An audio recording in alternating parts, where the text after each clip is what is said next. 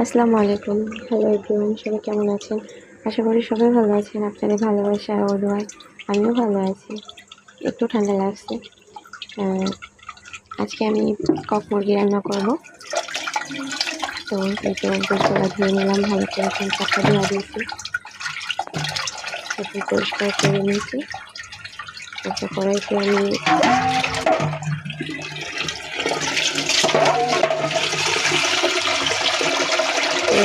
পেঁয়াজ ভাজতে দিয়ে ফেলেছি। এটা আমার পেঁয়াজটা দেখেন ভাজা হচ্ছে। পেঁয়াজটা যদি কালার করে ভাজা হয় তাহলে তরকারির কালারটাও সুন্দর হয়, দেখতে ভালো লাগে আর খেতেও মজা হয়। নিজের রান্না নিজের প্রশংসা করলে তো হয় না, কিন্তু আমি রান্না করলে বাসায় সবাই পছন্দ করে, তাই বললাম আর কি।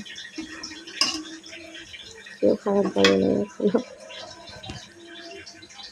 তো আমার পছন্দ মতো আমি রান্না করলাম, আমি যেভাবে করি আপনাদের সাথে শেয়ার করলাম। যদি কোনো ভুল হয় তো সেটা বলবেন কমেন্টে, কারণ ভুল মানুষ করতেই হয়, তাই না? এটা এখন কষানোর জন্য পরিমাণ মতো পানি দিয়ে দিলাম। এখানে আদা বাটা, এটা হলুদ, মরিচ, ধনিয়া পাখি, জিরা পাখি, গরম মশলা পাখি, তেজপাতা, এটা এখন সব মশলা এখানে দিয়ে ফেলেছি। মশলাটা কষানো হচ্ছে, দেখেন কত সুন্দর একটা কালার আসছে। এরকম যখন তেল ভাজবে তখন মনে করবেন যে মশলাটা কষানো প্রায় শেষে পর্যায়ে। ঠান্ডা লাগছে তো তাই কথা ওরকম বলতে পারতেছি না। এটা দেখেন আমার মশলাটা প্রায় কষানো শেষ। এখন এখানে আমি ধুয়ে রাখা গোশতগুলো অ্যাড করবো।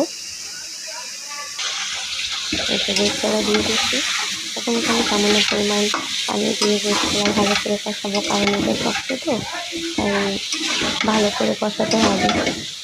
আর আমি এখানে গরম পানি দিব, তাই আরেকটা চুলায় গরম পানি বসিয়ে দিয়েছি, সেটা আমি স্কিপ করছি আর কি। তো গোশতটা কষানো হলে গরম পানি দিয়ে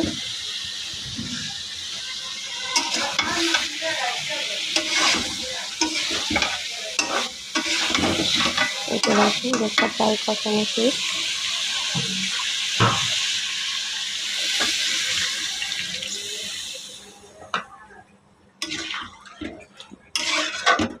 এখন আমি গরম পানি করছি।